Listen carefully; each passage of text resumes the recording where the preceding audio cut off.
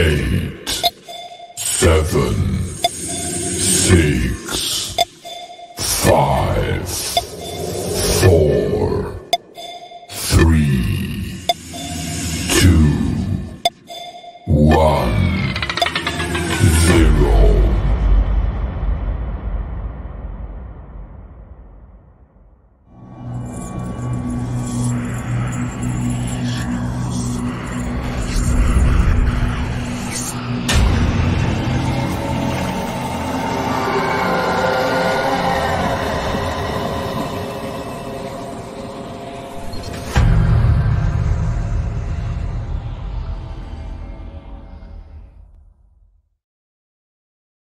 And welcome. You are tuned into the best in paranormal talk radio. This is Darkness Radio presents Holzer's Ghosts, the curious case of Bishop Pike. But Dave, I watched all 23 episodes of the Holzer Files. You guys never did a case called The Curious Case of Bishop Pike. You're right, we didn't. We also didn't go to Amityville, but that didn't stop me from doing an Amityville special. Why? Because I'm Dave Schrader, damn it. And when there's a topic I want to cover, even if I haven't gone there, we're going to cover it. And that's what we're doing tonight. I want to apologize to all of you watching the live stream. I'm having an allergic reaction to something. So I'm looking splotchy and red and crazy, and I apologize. Unshaven because my face is road rash underneath this junk. So I do apologize. Bear with us. Thankfully, our guest is much better looking. So direct your attention towards him. We've got some interesting stuff coming up I wanted to chat with you guys about. We're going to be doing, I think there's 2 or 3 episodes left from season 1 of the Holzer Files that we have yet to tackle on an episode of Holzer's Ghosts. And we do want to tackle that relatively soon.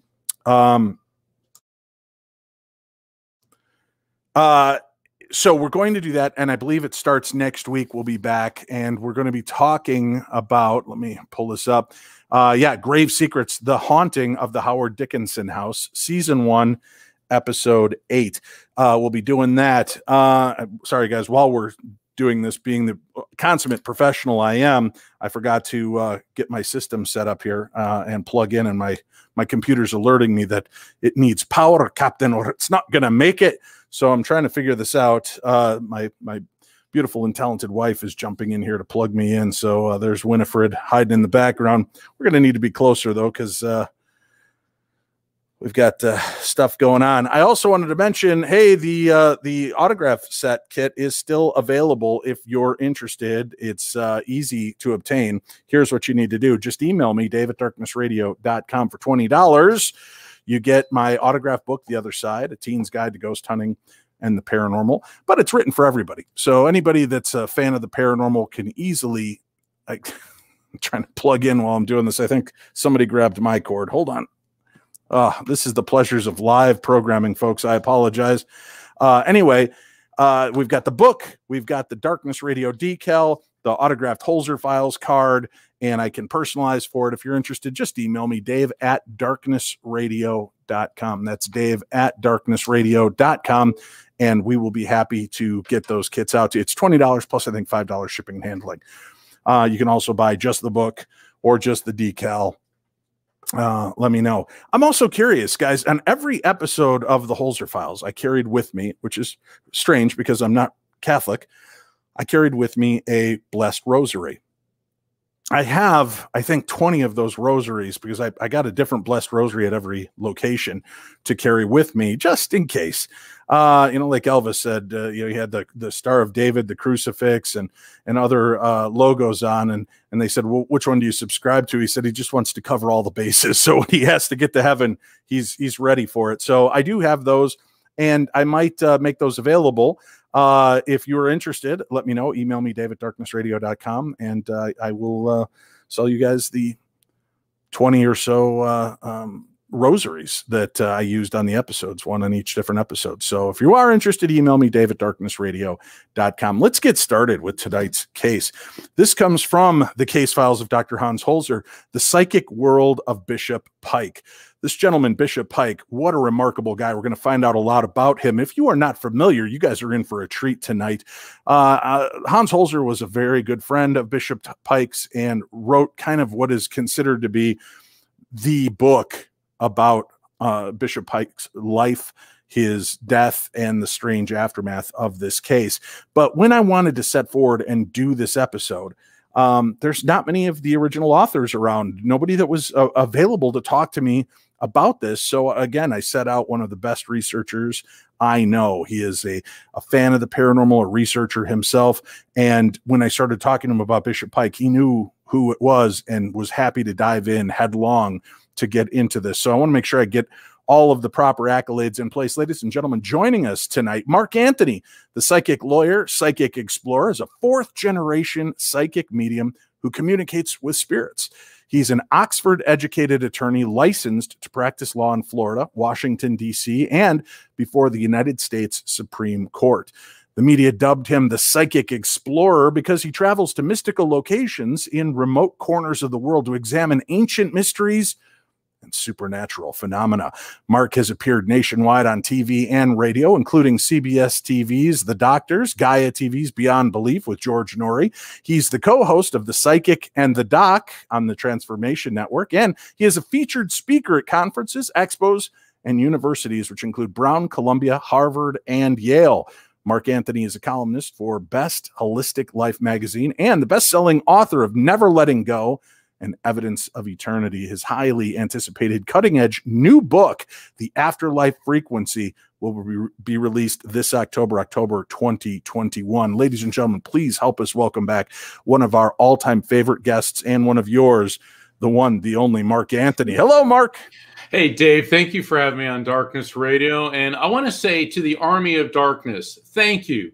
You know, Dave, everywhere I go when I'm on tour, and, you know, before COVID, and I'm looking forward to going back, every single city from Miami to Seattle to Honolulu, somebody or a group of somebody's come up and say, we're part of the Army of Darkness. So awesome. You got a great fan base. They're awesome people. And I really thank you for having me back on the show.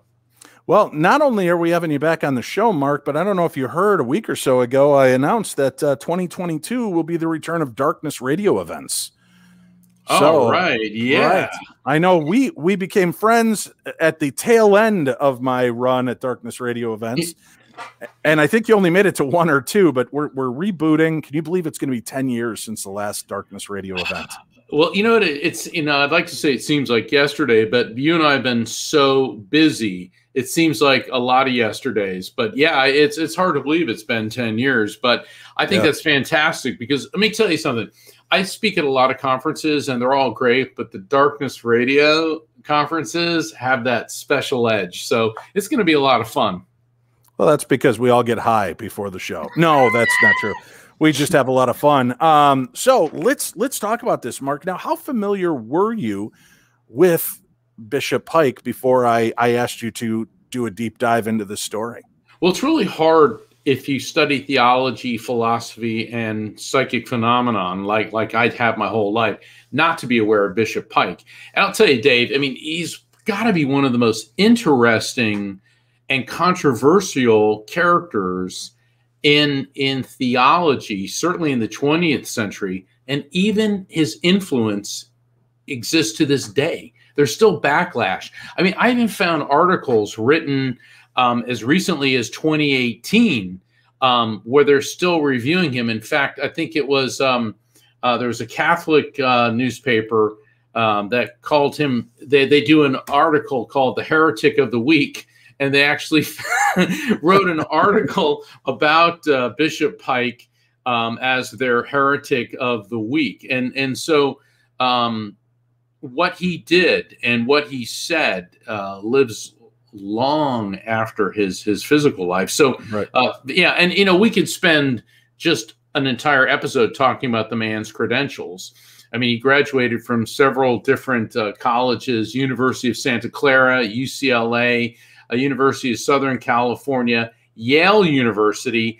He got a law degree, and not just a law degree, but a JSD, which is a fairly rare degree. It's the equivalent of a PhD in law, which focuses mostly on research.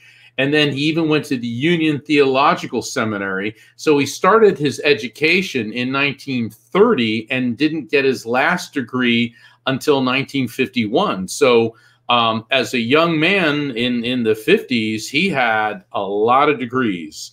So he's a smart guy. I want to mention something just going forward, folks. We are going to be talking about a religious leader, and Bishop Pike is that. We're going to say a lot of different things tonight in regards to Bishop Pike and church. This is in no way means as a slap against any of the different religions or belief systems. But I'm going to go on record as saying, after the research and reading and interviews that do exist with Bishop Pike online that you can find, and the multitude of little bios that they did on Bishop Pike, this guy was controversial for a good reason. You know, this was the 50s and 60s, and he was at the forefront of the civil rights movement. He was part of that march with Dr. Martin Luther King. He didn't sit on the sidelines. He engaged because he believed in the gay rights assignments back in the 60s and 50s. He believed in human rights and religious ability to believe what you want to believe and not be chastised. And I found that so refreshing as I've been reading about him myself. This guy was a thinker, and I love the fact that in a lot of these little interviews that you'll see that he pops up on and live on YouTube and places like that, when they talk to the other religious leaders that were part of his church, it's funny because they're all like, listen, you know, the guy was either a complete madman or he was a complete genius. And I'm pretty sure his genius is what made him seem insane. And the only reason he pissed all of us off was because he was asking the questions none of us could answer. And he had answers none of us had ever thought of. And that's what I love about religion and spirituality, is challenging the paradigm, not in an egotistical way. Although there are many people who said that Bishop Pike became self-absorbed in his own ego, but I think it was because he was seeing the inadequacies of religious structure, not of spirituality, not of communing with God and Christ and whatever religious leader you believed in, but in the way that the edicts were put down, the theologies and dogmas of the church. He did. And, you know, Dave, he did something else, which I found really fascinating. We've all heard of Senator Joseph McCarthy back in the 1950s. During the intensity of the Cold War, there was a Senator, Joseph McCarthy, and he formed the the Senate Committee on Un-American Activities. And McCarthy spearheaded investigations on all types of people. Hollywood was decimated. There's a movie, Trumbo, which stars, who's the guy that played William White? Bryan Cranston. Yeah, fantastic. Yeah, highly recommend it. I mean, I remember years and years and years ago, there was a movie, The Way We Were. It was all about the Mccarthy hearings. And McCarthy was destroying a lot of people's lives because they were investigating anyone, even people who went to socialist or communist party meetings in the 1930s. Just going to a meeting to listen to it, they were then charged with being a communist. The pressure he did even made Charlie Chaplin leave the United States. Well, Bishop Pike went public against him because McCarthy was trying to accuse nearly 700 ministers, pastors throughout the country as being communists. And when Pike was fearless, and he stood up against him, and then President Eisenhower jumped on the Pike bandwagon, and because of Bishop Pike's counterattacks on Joseph McCarthy, that began his decline and fall. So it's really hard to just encapsulate what this man did. And like you brought out, Dave, and I want to say this too, we're going to be talking about some theological issues that he brought up that some people are going to find offensive. This does not represent Darkness Radio, nor, you know, me, Mark Anthony, necessarily our views, but he rose very quickly in the Episcopalian Church.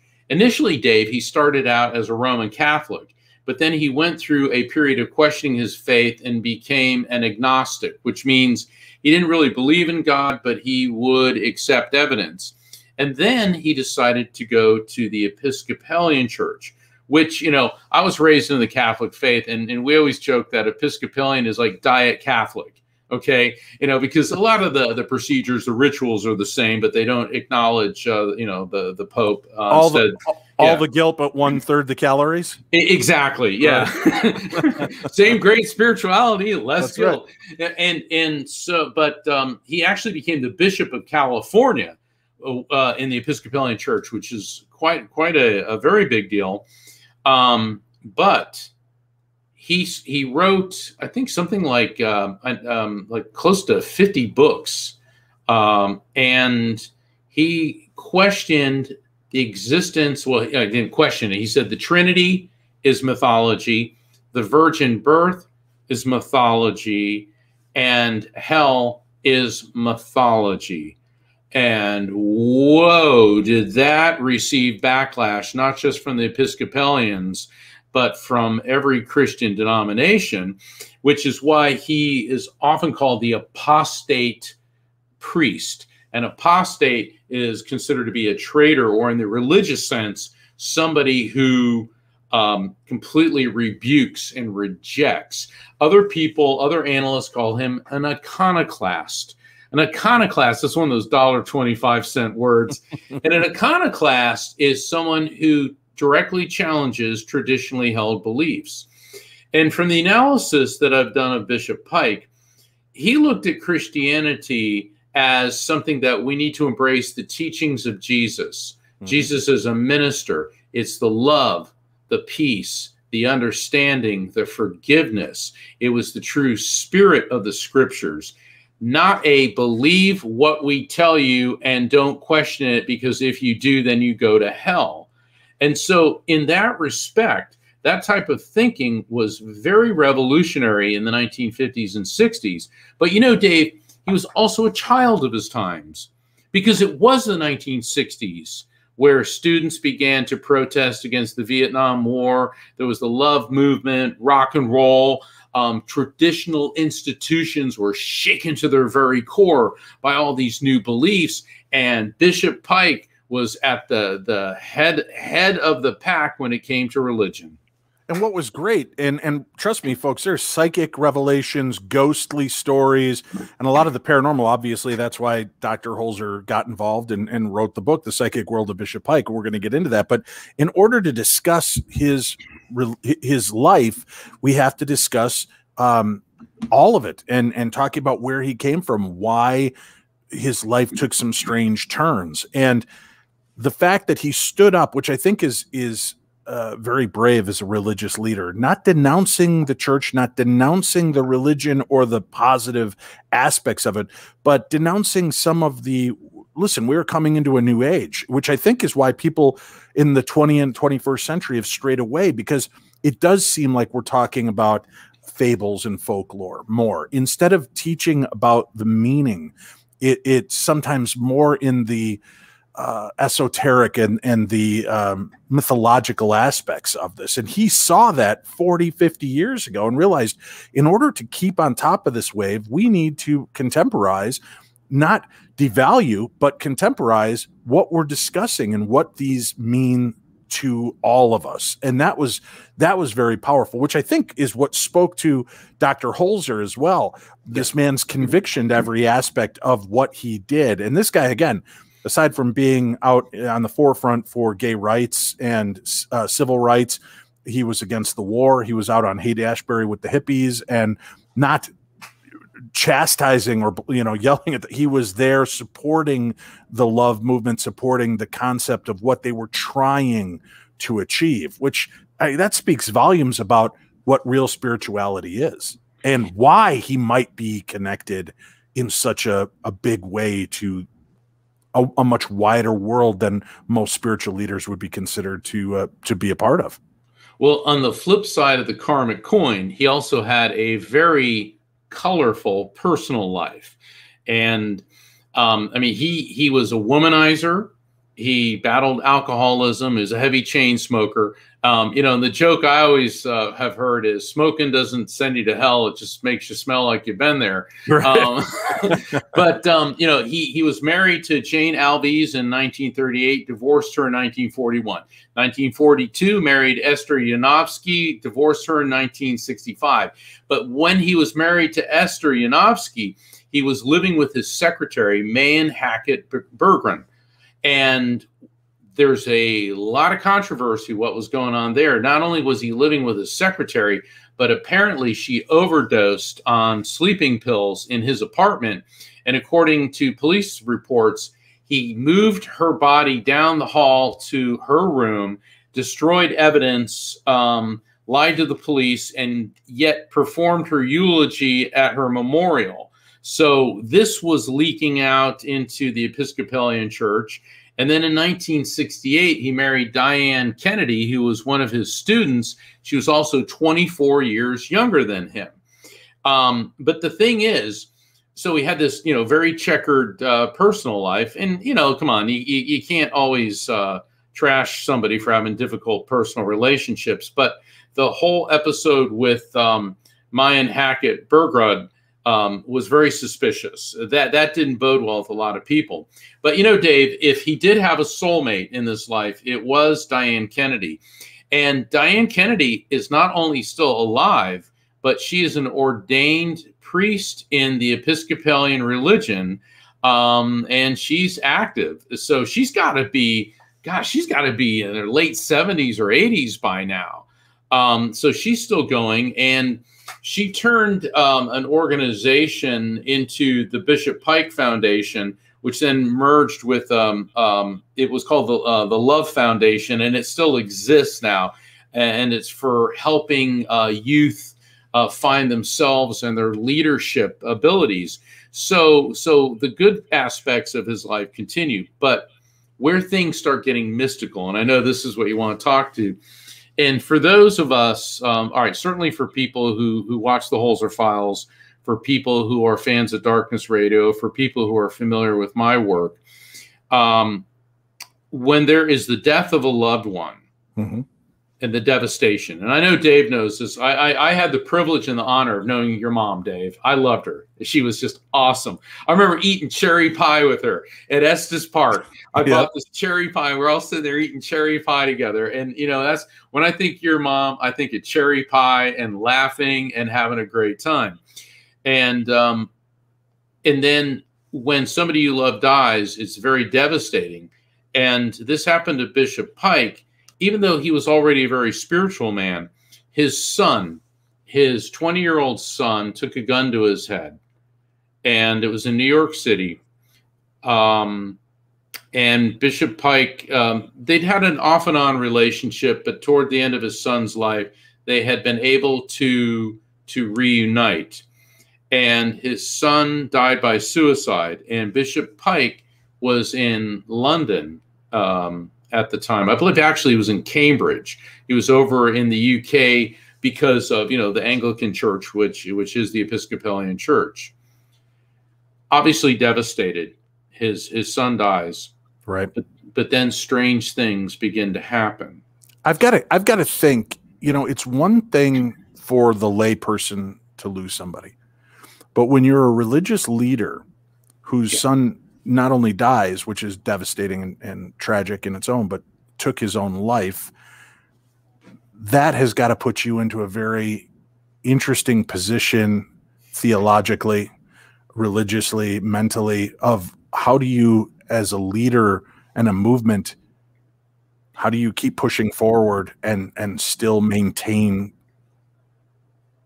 kind of class and style through all of that? And that, I can't even imagine what he must have been going through, especially knowing that they had been estranged for so long, and they were finally on the road to recovery. Things were finally getting back, and they had just come back from a trip together, I believe. Yeah, they did. And then he had to go off to do some work, and his son took his own life. And that, that I can't imagine. I mean, does it say much about what his life was like when that happened? How did that affect him? It was absolutely crushing for him, and strange things, according to his book, The Other Side, which we're going to be talking about, which we are talking about. He started noticing in his apartment, like postcards arranged in this shape like that. Then he noticed safety pins and bent in the same position. And he started seeing all these things in the same position. And then he looked at a clock that had stopped. stopped working, and it was 8:19. And then he looked at the postcards, he looked at the safety pins all over his apartment. There were things in this shape, the shape of 8:19, and then it dawned on him that was the time when his son took his life.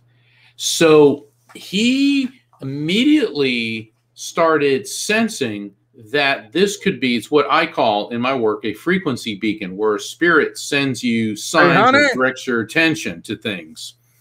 Yeah, exactly. And so that then opened a new door, a new facet to Bishop Pike, where he began to turn to psychics to see if he could communicate, get in contact with his son, because it appeared to him that his son was sending these signs. And like, you know, I term this a frequency beacon because I've seen in my colleagues who are mediums that how many times have people lost a loved one, and then they look at a clock and they see like 8:19, or they hear that one song, or they're prompted to turn on the radio and there's that song, or they smell the familiar scent, but there's no source for it. Okay, this is how spirits do reach out to us. And so Bishop Pike was one of the first people to begin documenting this in a coherent and intelligent manner. Well, there were some other funnier aspects, right? Like a woman that they knew that had bangs that his son Jimmy did not like. She suddenly singed her hair and lost her bangs, right? It was just weird little things. The temperature in the apartment, they would keep it low, and Bishop Pike would return to see the temperature had been turned back to what Jimmy always set it to. Right. So they would just keep running into these instances that they were not alone. And I like the fact that he went outside the normal realm. And I wonder how many religious leaders do this, but don't do it as public. Look for help and look for connection with that other side. Well, I can attest to that from firsthand knowledge. A lot of members of the clergy have come to me for readings. I've had Catholic priests, Baptist ministers, Episcopalians, Methodists, Hindus, Buddhists, and Muslims come to me to make connections with their loved ones in spirit. And it's always fascinating. And I would imagine that Bishop Pike had these type of discussions as well. And I'm like, you know, it says, you know, this in the Bible, like mediums are not a god. And they're like, yeah, well, you know, a couple of verses around, you know, eating shellfish is an abomination, and you know, supposed to stone your daughter to death if she walks into a temple menstruating. So they said, you know, you have to take this in perspective. And also, the Bible is Old and New Testament is loaded with stories of people with psychic abilities. And when we're the bad guys, we're witches or mediums. And when we're good guys, we're prophets or prophetesses. And so a lot of them, in fact, the Catholic priests that I've done readings for told me in no uncertain terms, the Vatican is very well aware of psychic phenomena. What do you think the saints were? And our official statement, and this holds true with the Episcopalians and others, is, yeah, you're not supposed to do it. But they also realize that it is a gift and that spirits are capable of communicating with us. And if we know how to pay attention to the signs. And so that's why people in the clergy find themselves in this paradox, this terrible dilemma when they're crushed by grief. And unfortunately, they don't find scripture comforting. Now, that being said, you know, it's interesting. I don't want to hurt anybody's feelings, right. But I've heard this, I don't know, about 4,000 times. Well, I've talked to religious leaders from many different sects, and from rabbis to priests to pastors to ministers. And you know what? A lot of them tell me on the sly, they're like, well, I can quite often see the spirits at the funeral, I've spoken to and done these things. But if I say this out loud, people will A, think I'm nuts, or B, think I must be working with the devil, when truly what we're given and is given in the Bible, Jesus even says that which I do, so can you, if you have belief in my Father, right? these leaders have what's called discernment, Right. and gives them this ability. And many religious leaders I know are extremely mediumistic and psychic. Yes. Not everyone, of course, not everybody, and I'm sure some of them fight it back for fear what it could mean. But when most of them are realizing that the messages they're getting are love messages, not you should kill your entire congregation with Kool-Aid. I mean, that's when you start to question where you're getting your information, right? Yeah. So absolutely. Yeah. I'm sorry. Go ahead, Dave. I was just going to say, so that was, that's an interesting element. So he is not necessarily having the communication, but his son's spirit is so strong. And I know people were saying, well, he was just dealing with the grieving process, which is powerful, but other people were witnessing this phenomena around him as well. Correct. And, see, he started consulting with a number of mediums, Ethel Johnson Myers, who worked with Hans Holzer during the Amityville investigation. And I hold her in very high regard. Ina Twigg, she's a British medium. From what I understand, the connections that she made with him were very good, a lot of evidence, and also there was some and let's mention that Ina Twigg yeah. was really the first medium that he sought counsel with, and in Britain, she made the communication with him the first time, which she gave a few elements that it was somewhat generalized. He was right attuned to that some of it was generalized, but there were just enough little bits dropped that were specific to his son that he knew she couldn't know this. And when he saw her the second time and she dug deeper and he wanted to understand his son's death more, she said it had something to do with his sense of person and maybe a femininity. Does this make sense? And Bishop Pike never talked openly about it, but it did make sense to him that his son might be dealing with homosexual feelings or different senses that made him question and feel weak, which that really struck home with him. And I thought was interesting because her story is equally weird and kind of cool the way they connect in this, but he was seeking this and he was doing it publicly too. I thought that was pretty compelling. I don't know, was it in the sense of Harry Houdini? Do I go see these people and see if they're charlatans, or do I give this grieving father, give these people the opportunity to prove to me that there is something beyond what we all thought we knew? Well, I think a part of what happened with Bishop Pike is he got so excited when he was working with legitimate mediums and getting evidence, because it was a big mystery why Jim Jr., his son, took his own life. But then it came out in Ina's reading about his conflict of being homosexual, which is also fascinating because Bishop Pike then was at the forefront of the gay rights movement, which in the 1960s was about as fringe as it got. Yeah. Nowadays it's mainstream. Who doesn't know someone who's gay? I mean, we have Secretary Pete Buttigieg. All right. So, being gay is like no big deal. But back in the 60s it was. But the other thing about Bishop Pike is he was kind of the first really flashy televangelist, because he had a TV show, and then he went beyond what anybody's done, and he had medium Arthur Ford come on the show and conduct a seance. In other words, Arthur Ford did a reading for him on television, and allegedly, and I'm saying allegedly here because I want to talk about this, get in touch with his son. It was discovered after Arthur Ford's death that in his home there were scrapbooks filled with articles and information about Bishop Pike and his son. So the allegation is that Ford was doing research on Bishop Pike and on Jim Jr. prior to the readings.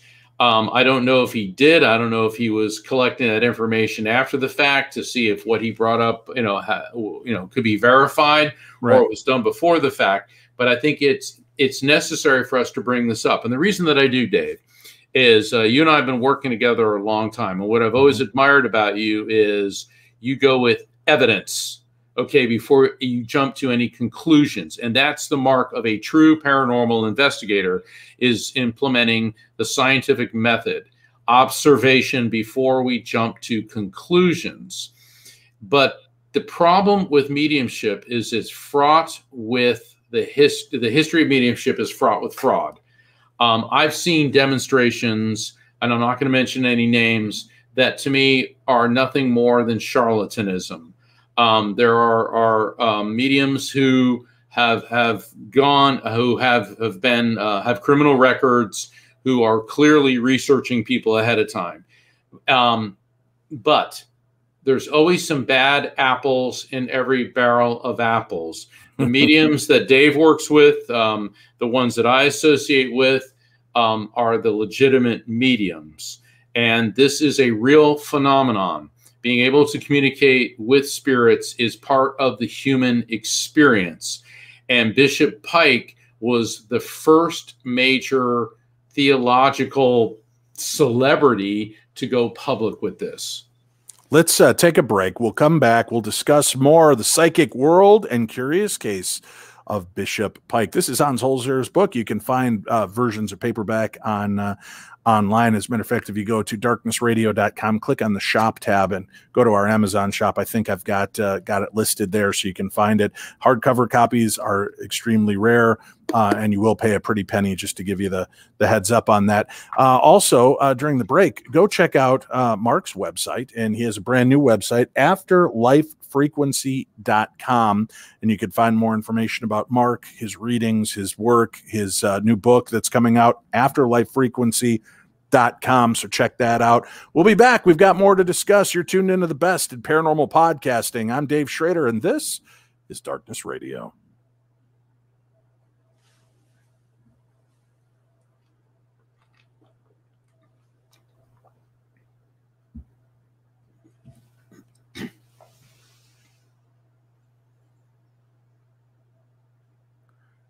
Welcome back to the program. Thank you for joining us. I'm Dave Schrader. This is Darkness Radio. You can listen to us every week. We have brand new episodes Wednesdays and Thursdays. Wednesday, Supernatural News Parashare, where we take your stories. Remember, if you've had a weird encounter with the supernatural, we want to hear about it. Email them to me, dave@darknessradio.com, dave@darknessradio.com. Send me your stories. And if you're a good writer and can keep it to two pages with paragraphs and well spelled, we may feature it in an upcoming Theater of the Mind aspect of our episodes. If you haven't heard that yet, you'll be happy to hear those when you tune in to the shows on Wednesdays. Thursdays, we always have a guest, and we do some of these special live events Thursday nights. The podcast version of it is available on Fridays. So you can always tune into the best in paranormal podcasting. Just look for Darkness Radio, no matter how or where you listen to your favorite podcasts. As a matter of fact, you can always just ask Siri or Alexa. I'm trying to be cool so that we don't set off all the stuff in your house.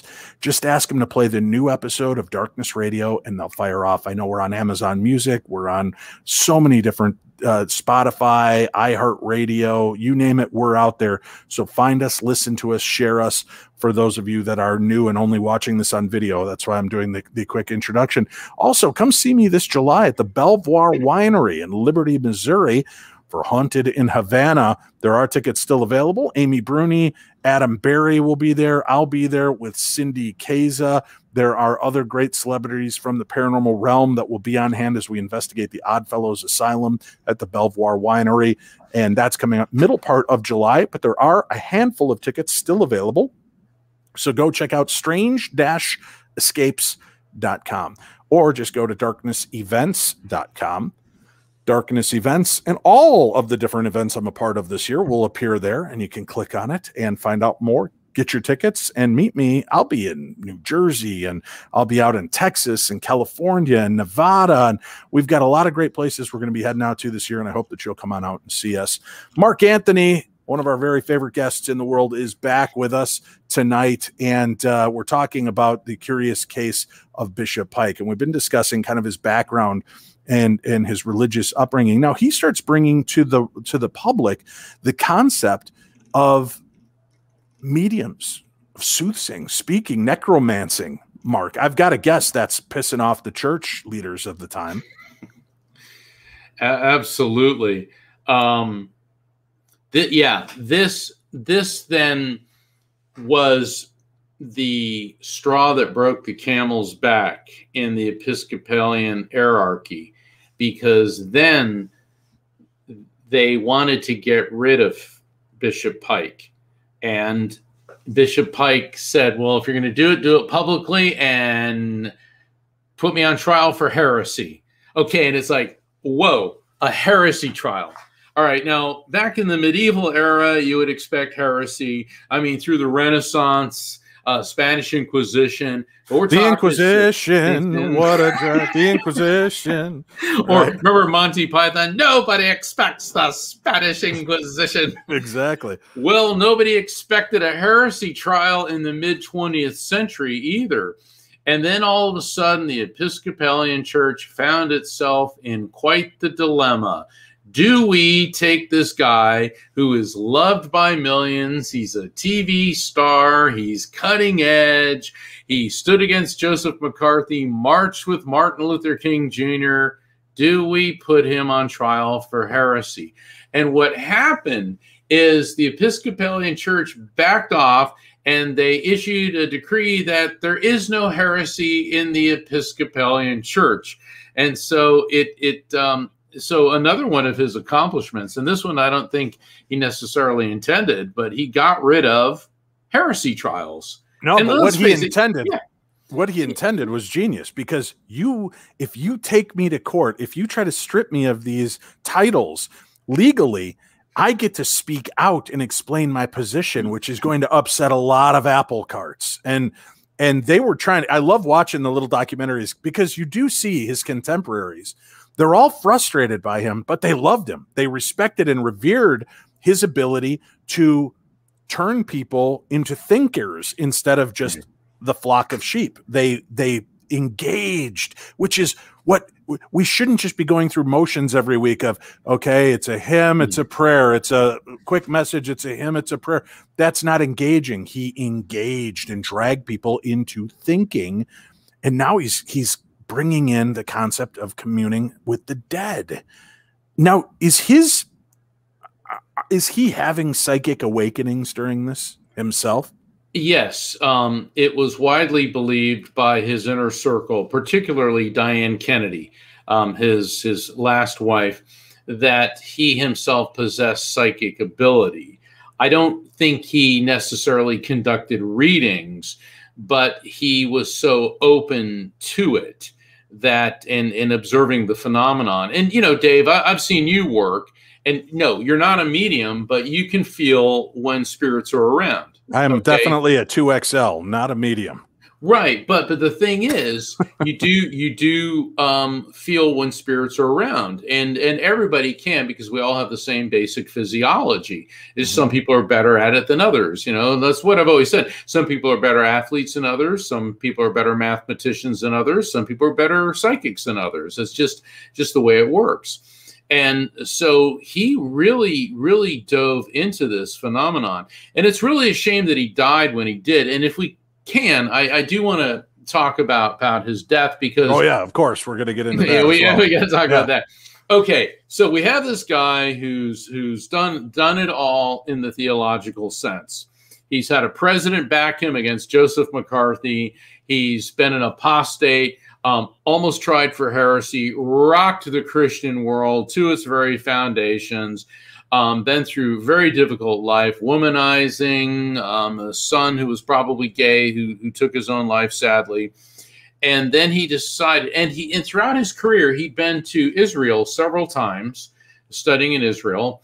And then he wanted to write a book about the historic Jesus. So you got to understand that while he questioned the so-called divinity of Jesus, he did not for one instance take away from Jesus as a great teacher and a mystic. In fact, I'm going to digress for a second, then we're going to come back to his passing. Time magazine in 1968 reviewed his book, The Other Side, the one that you have there, wherein it stated that shortly after the death of Bishop Pike's son, Jim, when Pike returned to Cambridge, strange paranormal experiences started happening. And they talk about the 8:19. Clocks in his apartment kept stopping at 8:19. The hour when James Jr. died in New York, books and cards kept toppling over to an angle that matched the hands of a clock at 8:19. And then Pike contacted Enna Twigg, like you indicated, Dave. And during the reading, this is what came through. All right, so according to Bishop Pike, the spirit of his son came through and said, I am not in purgatory, but something like hell here, which I found very interesting. Then he said, Jesus was a seer, S-E-E-R, a seer. They talk about him, they meaning the other spirits, a mystic, a seer, that he is triumphant, but they don't talk about him as a savior, but as an example. So this comes through. Of course, he puts this in his book and begins to preach about this. But the Time Review went on to say that not all readers are likely to be convinced. They may ask why a bishop who has been so skeptical of received Christian tradition should be so readily to accept the assurances of assorted spiritualists that there are cats in the afterlife and that husbands and wives will experience a new kind of non-sexual spiritual relationship. As for the dead Jim, he appears in the book to be so vague and formless as to seem nothing more than a loving father's wish fulfillment. Now, I can see why somebody who doesn't believe in mediumship or spirituality would say that, but it is also very apparent to me that this person has no understanding of what it is like to engage in spirit communication. Well, let me say one thing. As a father, if one of my children died, the message, hey, I'm not really in purgatory, it's a lot like hell, is not the message I want to hear either. So to say that this is spoon feeding a grieving father what he wants to hear, that's not what you want to hear. No. But he gave concepts of what life and death really are, what it means. And none of it was blasphemy, unless, of course, you're part of a larger church organization who looks down upon all of that. But the fact that he's coming forward and being that honest and giving the concept that, and again, it's up to whichever theological debate you believe. A lot of us go through a cleansing and healing process after death, that we have to go through healing. We have to face the things that we've done, where there may not be a theologic hell.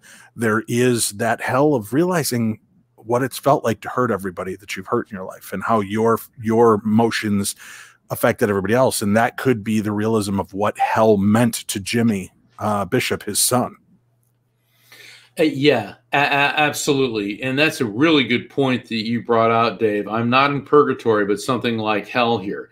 You know, because people always accuse mediums, oh, you tell people what they want to hear. Now, speaking for myself, I never say or transmit anything that isn't conveyed to me. And I've had people say, well, I don't like what you told me. It's like, okay, a reading isn't about going to hear what you want to hear. It is about transmitting what is conveyed to you from the Spirit. Right. And so when I read this review, I pondered it for a while. But when he said that, oh, the formless Jim seems nothing more than spirits, people expect every spirit to come through and start giving, their social security number.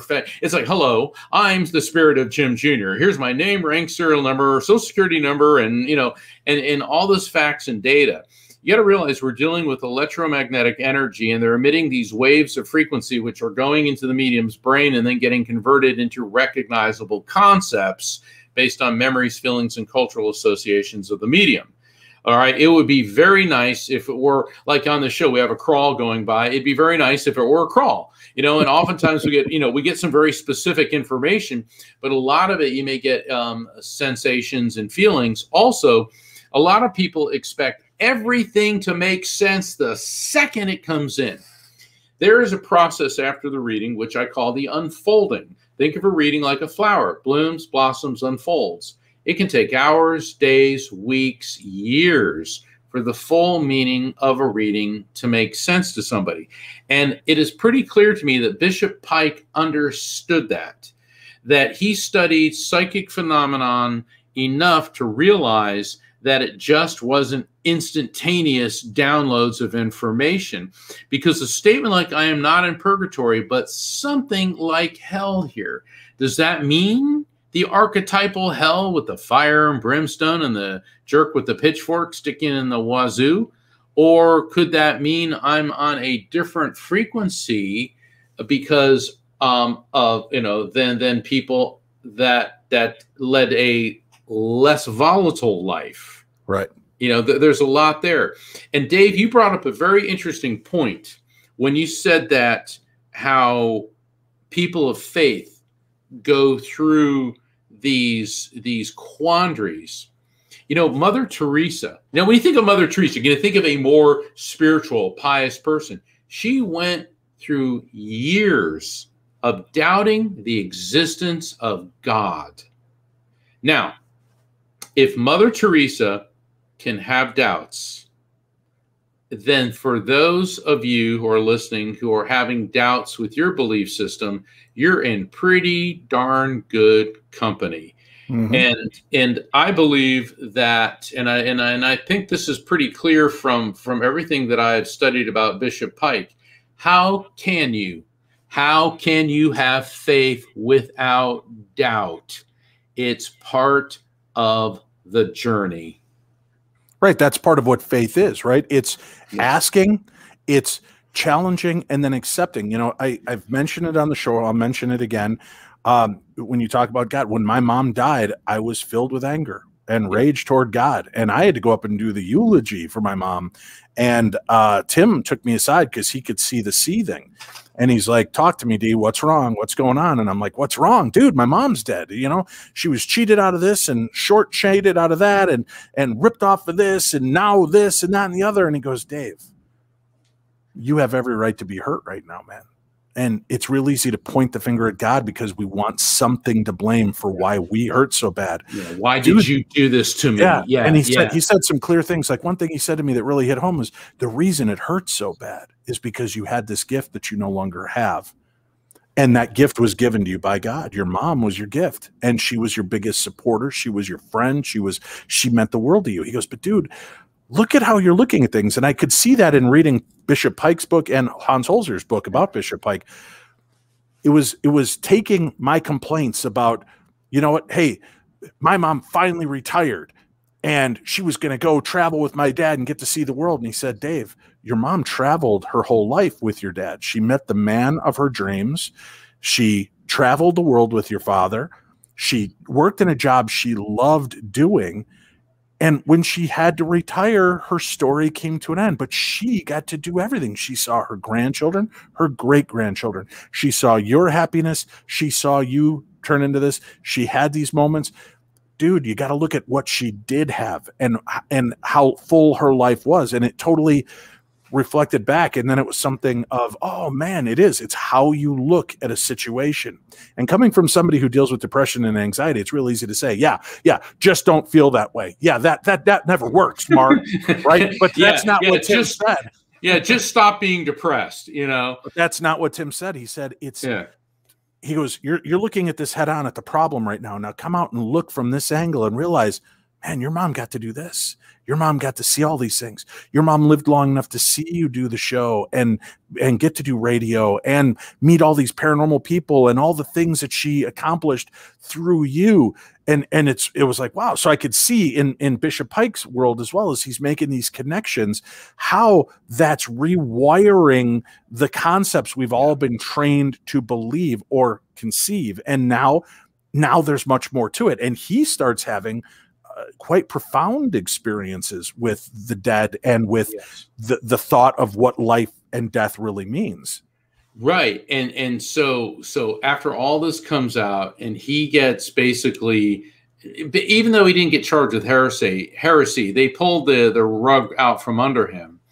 And for somebody with as dynamic, controversial, and public a career, his death was almost fitting. He and Diane went to Israel because he wanted to follow in the footsteps of the historic Jesus. So they drove out, they flew into Tel Aviv. They rented a car. Now, this is what I don't understand. They only bought 2 Cokes. and they drove off into the Judean desert. Okay, and I've been in a lot of deserts. I've been in deserts in Asia and in the United States, and actually in the areas in the Pacific. They're hot. Okay, that's why they call them deserts. Well, their car got stuck in some sand, and they didn't have a map, or they had a map, but they didn't know where they were. This was years before GPS. They didn't even have a compass. And so they started leaving, looking for water. They found a shady spot, but he was not in great health, big-time chain smoker. So Diane left him there to go for help. Eventually, she found it. When they returned to the shady spot, he was nowhere to be found. His body was found some days later. Apparently, he'd wandered off, and he did find a water source, but then left some clothes there so they could track him. But his body was found in a ravine. It appeared that he was climbing up a canyon wall and then plunged to his death. Interestingly enough, his body was in a kneeling position when they found him. So he died in the Judean desert searching for the historical Jesus. Maybe this is tragedy, or maybe this really was the dynamic end to a dynamic life. Now, can the True Crime Tuesday aspect of my brain kick in for a minute here? Absolutely. Because when I started reading this, I'm like, the wife survives, and then he's found dead long after. Is there any chance there was foul play? They had to look into that at some point, didn't they, Mark? They absolutely did. But, it doesn't appear that way, because from all accounts, they really did love each other. And you got to realize, too, she was 24 years younger than him, but then maybe she wanted to get rid of him. But he was only 56 when he died. And I know, but I'm only 53 and my wife's almost 40, and I'm pretty sure she's still trying to figure out ways to get me to go up a mountain cliff with her.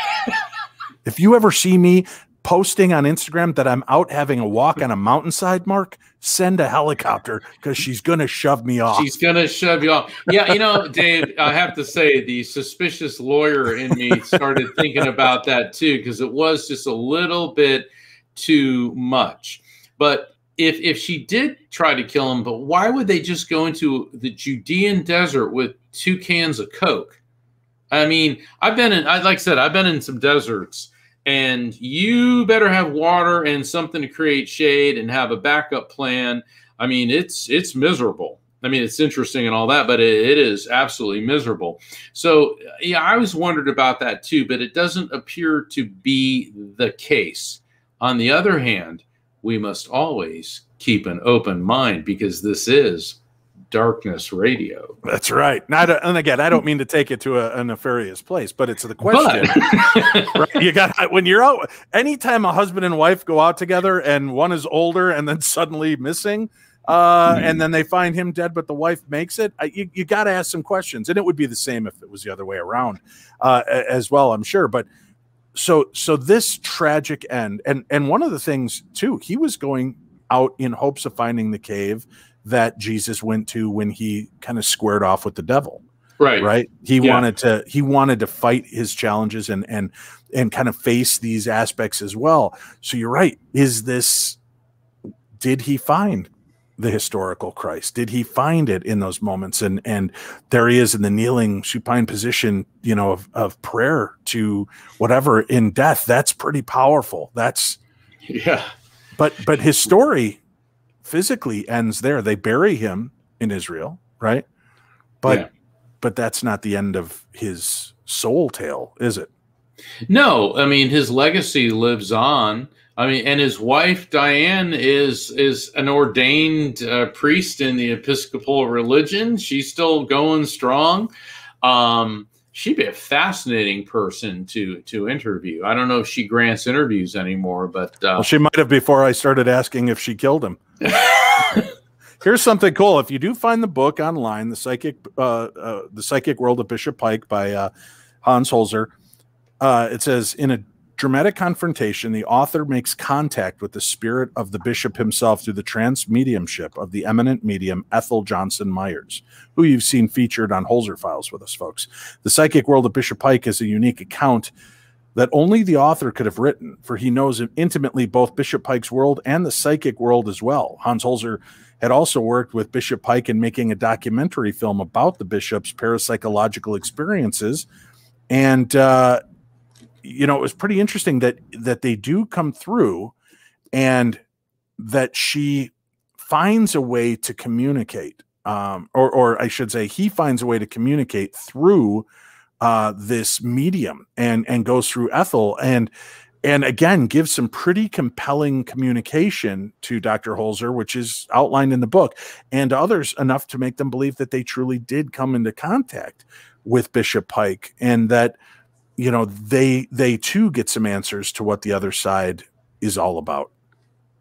Certainly, and somebody like Bishop Pike, his spirit would definitely want to be illuminating our understanding of the afterlife. So I think his story, like all of our stories, it does not end at physical death. You know, we have to realize that we're only living in the material world for now. And, you know, Dave, I want to revisit something when you're talking about your mom, and I know how close you guys were. Mm-hmm. We grieve as deeply as we have loved.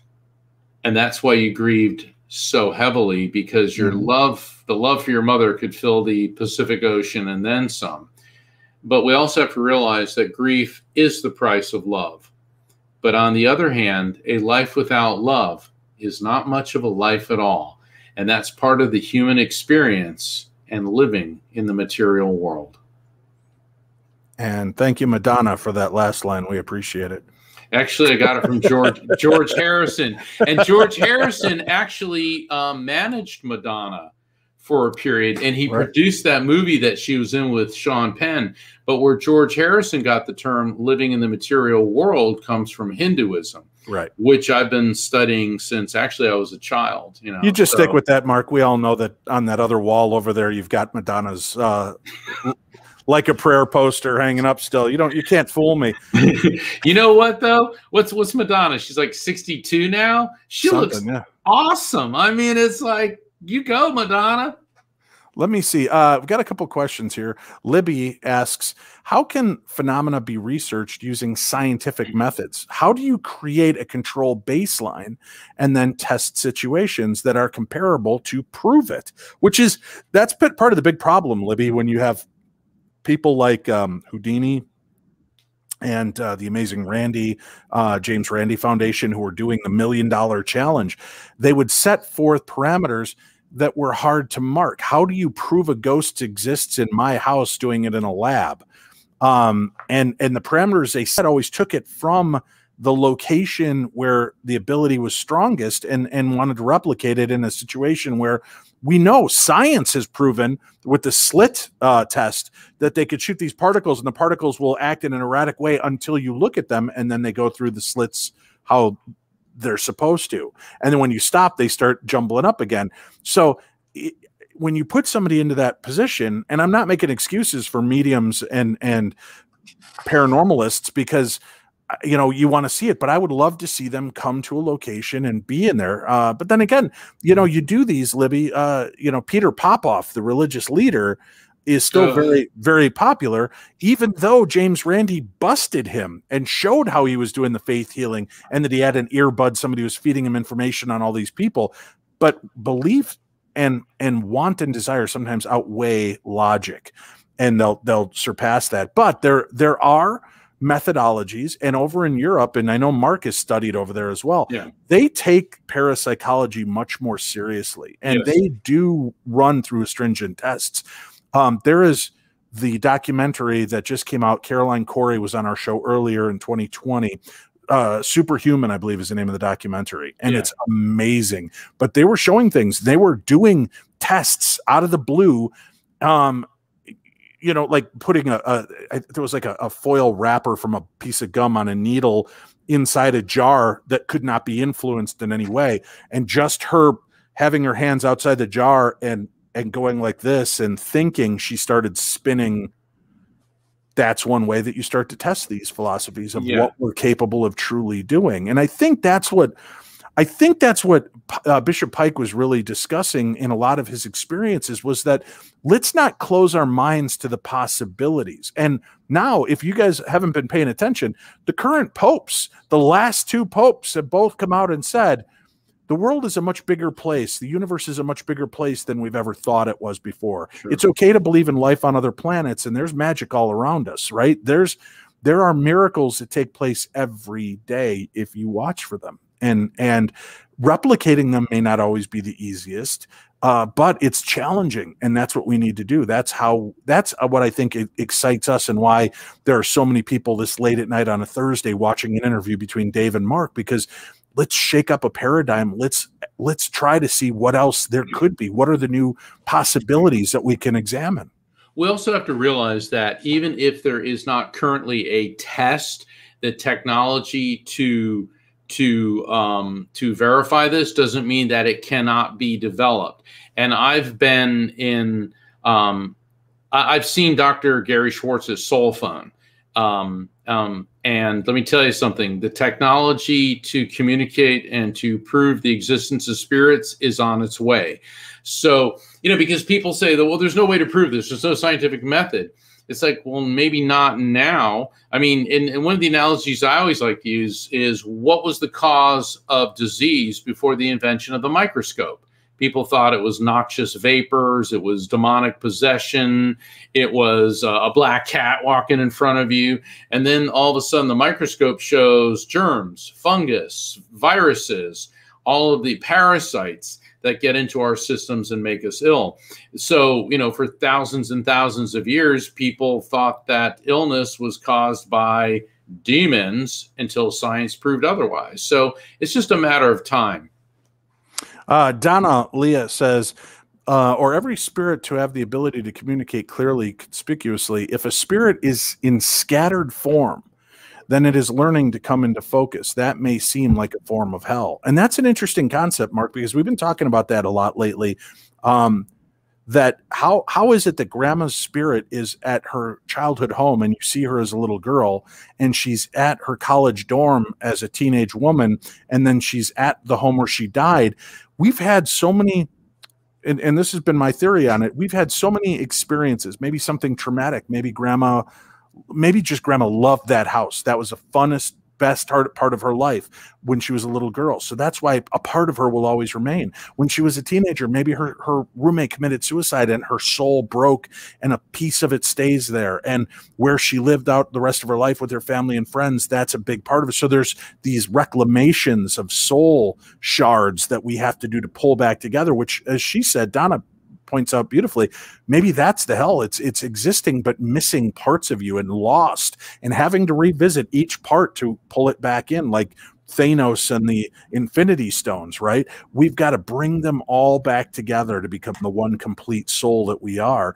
And then once we've realigned and experience those moments where we lost those parts of us, to give us the perspective of what happened, the learning, how we affected others, how they affected us, that very well could be a big aspect towards what we're dealing with. You have written on this kind of stuff extensively. What do you make of that kind of concept? I look at it as spirits are multidimensional beings that can be in several places simultaneously, because we're all patched into what I call the collective consciousness, and that we're think of your soul as a drop of water. And when you die, that drop of water, that electromagnetic field, plunges into this eternal sea of consciousness. And because it's electromagnetic energy, everything in the EM spectrum moves at the speed of light. And so that's why spirits can appear to or be in several locations at one time. And this is also, very difficult for us to understand, because we are living in the material world and in finite form, yet we are attempting to understand infinite beings. So, we can do the best we can with our limited and restricted perceptive abilities. And, this isn't some woohoo thing. If you talk to, myself included, being an NDEer, but near-death experiences, how people talk about the perception is not only veridical, but like 360 degrees. Like right now, you and I see in a linear fashion through our eyes, whereas a spirit perceives in a spherical manner. Real quickly for folks, Mark, I thought you might find this interesting. We began doing prayer and healing requests on Darkness Radio back in the day. And we would, post it on our MySpace page and such and do these things. And this next person who's popping up a question, Cheryl, was one of those people. We got a message from one of her teammates. They're like, hey, I don't know that I believe in all this prayer and healing stuff, but Cheryl collapsed. I think it was on New Year's Eve. Cheryl, correct me if I'm wrong. She collapsed and had an asthma attack, and they're about to perform last rites. Can you put out healing and prayer request? And we put out one and had hundreds and eventually thousands of people from all around the world weighing in and saying prayers and sending healing and energy and just positivity to a woman who was not aware that this was coming. So when you say, what is the true power of prayer? Well, if you believe in a curse, it happens. If you believe in prayer, it happens. Cheryl, as I recall, was up and awake the next day, out of the hospital within a day or two. And as a lifelong asthmatic, she has not had to do much with her puffer and has had a pretty powerful rebirth, if you will, after that moment. So that's living testament right there to the power of people coming together for good. Cheryl asks, don't they say that spirits come in different ways than ghosts? Is it true that ghosts are memories imprinted in the area of high emotion and spirits are people that are trying to communicate? Yeah, I agree with that. There's 3 schools of haunting, and one of them is that it's actually a ghost is a residual energy echo, because matter retains vibration. So your question already answers itself. Ghosts are memories imprinted. That's what I call residual energy echoes. So let's say there's a murder somewhere. That vibration stays there, but encountering that ghost is no more a sentient, conscious spirit than your reflection in a mirror is you. So I do agree with that. All right. And thank you very much. And Cheryl, it's always been a pleasure. I'm glad that you're still with us on this side and that the prayers came through for you. Here she says right here, you're right. The next day I awakened and I haven't had an attack since. That was 15 years ago, Mark. Awesome. Well, Cheryl, I'm glad you're here and we look forward to you coming back. And that'll cost you $22,565 now that we can bill you for it, now that we know you've survived it. The darkness bill is on the way. Just go ahead and use your supernatural visa to be a part of that. Let's see here. Trying to look. If you have questions, feel free to throw them in there. If I've missed them already, I will try to get them back out. Yeah, Lena says that she truly believes in prayer and intentions. Very powerful. And that's why, in prayer for the soul, I always feel, I do that at every location, hoping that if there is a spirit lost there, that the light will open, the spirit will find its way, and that they'll move on. But putting forth that energy, I can tell you this, watching people come together in positivity and in good has created unbelievable miracles in the lives of myself and so many other people. Watching people build hatred and rage does nothing ever to make things better. Hatred is like drinking poison and then waiting for the other person to die. You got it. That's not how it works. And so you guys got to let that go to move on. Let's see here. Now with this, hold on. I know I had one more comment in here I wanted to get to. Sammy says a memory also holds energy. Perhaps the age you were in that memory affects how the energy manifests itself in a haunting. That's interesting. Yeah. Good theory on that one. Yeah, I like it. That's a good one, Sammy. Thank you very much. So, when you do a deeper dive into Bishop Pike like this, and again, here's the picture of Hans Holzer with Bishop Pike. When you do a deeper dive into this and you find somebody like this who is so forward thinking, even back in the 60s, Mark, and what does that say to you today in the 21st century about what we're really capable of? Oh, the possibilities are endless. What I love about Bishop Pike, it was very clear that he was a genius, and he was disliked in the Episcopalian Church. There was a lot of jealousy there too. He got all the attention. He wrote the controversial books. He had the TV show. And just because people are members of the clergy doesn't mean they're not backstabbing, manipulative, and hateful. And that's one of the hardest things that he was able to had a hard time comprehending, was how spiteful his fellow members of the clergy were. But despite that, his thirst for knowledge and the quest for understanding, what it says to us in the 21st century is that the quest is continuing. Our technology is better now. Also, mediumship has come out of the fringe element and is being discussed openly. And I think that that's really positive. You know, when he said things that, you know, about James Randi, you know, he created, what do they call it in Star Trek? The Kobayashi Maru, his $1 million challenge.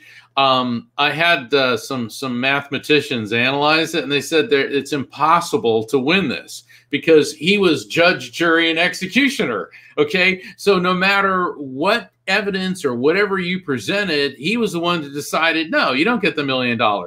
It's kind of like the Greek myth of Tantalus. You know, he's in Hades, he tries to reach for the food and it gets too high, or tries to drink the water and it vanishes. No matter what, you're never going to be satisfied there. So there's always going to be people like that. I never, you know, what he did with Peter Popoff, though, Popoff definitely deserved it. First off, he was not a psychic. He was a phony religious fanatic, and his wife was backstage broadcasting to him. He had an earpiece in, and one of Randy's people, they started scanning the lower bands of AM radio, and they caught it. And she'd be like, lady in the third row, fifth from the left. She had a tumor, you know, because people had to fill out. They had to fill out a questionnaire before they go in about all their ailments and things. They give it to his wife. Then she's backstage transmitting it to him. So if you ever go see a medium or an evangelist and they make you fill out a questionnaire about what's wrong with you, and then all of a sudden the guy, oh, you know, that's when you take this very skeptically. Agreed. The very curious case of Bishop Pike, I recommend getting the book. Go online, watch some of the videos. They're pretty compelling, and I think there's even just one of him talking for about an hour and a half about these concepts and beliefs and challenging the church paradigm. Again, never in a disrespectful manner, but wanting us to stop following blindly. You know, there's more power. It's kind of like a sales what's the word I'm looking for, mantra. When I was in sales, you know, they would tell us, stop being upset when your buyer asks you questions. The best buyer is an informed buyer. The ones that just buy blindly end up coming back later mad at you because they didn't, you know, it didn't do everything that they thought it could, or they had misconceptions. The ones that you lead to the water, show them how to drink, and send them on their way are the ones that are going to be more fulfilled. And I always thought that was important. And what religion should really be is forgiving, loving, all inclusive. And, you know, obviously I'm not talking about murderers and child rapists and things like that. So I can already tell I'll get some emails. Well, what about these people? Are they okay? How about the ones making love to sheep? Should that be okay? No, obviously, you know that, but I'm just saying. Oh, you get those emails too, you know? Oh yeah. It's about inclusivity and loving one another. It's like the people that beat up other people in this paranormal field. You know what? We're all in it for the same deal. We all want to have an experience to understand what is out there above and beyond the reality that we have here. Coming together is how we break those paradigms and start to learn together by everybody hoarding their little ball of knowledge, thinking theirs is the right one, instead of sharing it and seeing how it might create something even more powerful. That's a sad loss. Yeah.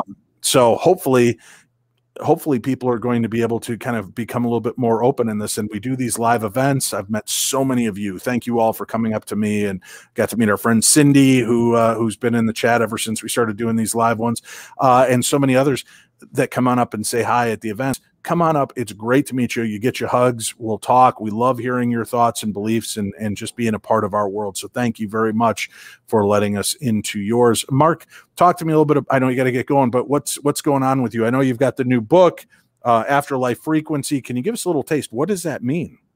The afterlife frequency, for thousands of years, people have reported contact with spirits, either through a medium, maybe a visitation in a dream, near-death experiences, deathbed visions, and they all occur when the energetic vibration of the human soul touches the higher energy of the afterlife frequency. And this book is a riveting adventure into the afterlife that takes you around the globe and from the cosmic to the subatomic. And I've spent 5 years writing this and probably at least 10 years researching it. And so far it's been endorsed by 10 of the top near-death experience and afterlife researchers in the world. And that comes out in October, and you can find out more about that. And please sign up for my newsletter when you go to my website, afterlifefrequency.com, and you'll find out the next time I'm going to be on True Crime Tuesday and Darkness Radio, and about my radio show, The Psychic in the Dock, every Thursday, 7 p.m. Eastern, 4 p.m. Pacific. And I've got a lot of events, so you can find out about it and booking a reading with me at afterlifefrequency.com. And Dave, you got all sorts of really cool stuff. That conference at the winery, that just sounds like way too much fun. Oh, it is. I've been there, 4 times, Belvoir Winery, the Oddfellows home. It's a crazy place filled with a lot of weird activity. We had some really cool, profound holy beep moments at that winery, and I'm looking forward to getting back there and having some experiences again. But Mark, it's always great catching up with you. Tell people about your podcast so people know a little bit about what The Psychic in the Dock is. Yeah, The Psychic in the Dock. It's not just them thinking you're sitting on the dock of the bay, just a medium watching the tide roll away. My co-host is Dr. Pat Basili, and she founded the Transformation Network about, 15, 16 years ago. She's the host of the award-winning The Dr. Pat Show. It's about 40 or more shows on Transformation Network. And The Psychic in the Dock, all subjects are on the table. No topic is taboo. We have fascinating guests. We're going to have Colonel Dr. John Alexander on July 1st for World UFO Day. He used to be head of the U.S. military's UFO project. And the show is live, and we do call-in shows where people call in, and I'll do a mini reading. And then Dr. Pat adds her intuitive, street smart spiritualism. And she is a behavioral psychologist, world-renowned, has a degree from Columbia. She's hilarious. We have such a great time on this show. And that's The Psychic in the Dock every Thursday. You can find out more about it at afterlifefrequency.com. Remember, you can check me out at all the different events I'll be a part of this year by going to darknessevents.com. Remember, if you'd like to get a copy of my book, The Other Side, the autographed Holzer Files card, and the Darkness Radio decal, just email me, dave@darknessradio.com. My wife will send you a PayPal invoice. Once it's paid, we'll sign and ship those out right away. We've got a new selection of the cards in, so we can continue to fulfill those orders. I've got plenty of copies of the books and the decals we'd love to get out for you. If you're just interested in just the book, just the decal, just the autograph card, you could just put that in the email and Winnie will bill you accordingly. So that's that. Thank you very much for tuning in, spending a little bit more time with us. Mark, thanks for the great research and the information on Bishop Pike. Thank you, Dave. It's great. And hey, Army of Darkness, keep tuning in. And thank you, Dave, for having me on the show. It's always a pleasure. It's an honor to be here. Thank you, man. I always appreciate having you on. I do want to make a quick mention again. Next week, we'll be back. Grave Secrets, the haunting of the Howard Dickinson house. That was a crazy-ass story, and that's the one where Shane goes all kind of Michael Myers on me in that one. So you guys want the backstory, make sure you tune in and be a part of the program with us next week. We'll be back live Thursday evening. We'll continue doing other Holzer's ghosts like this, cases that we didn't cover, some of the more interesting, compelling parts of his life and investigations, and we've got some other great guests and other topics. A couple more round tables coming up we're going to do as well, where I've got some UFO, Bigfoot, medium, ghost guests that'll all be on together, and we'll be taking your questions and just having a nice conversation. So make sure you keep tuning in for that. Here on YouTube, folks, subscribe. It's free. Hit the little bell so that you never miss any of the new content that we put out. And feel free to make comments below, and I will do my best to answer any questions there. You can also email me if you've had a strange experience with the supernatural, whether it's funny, scary, heartwarming, weird.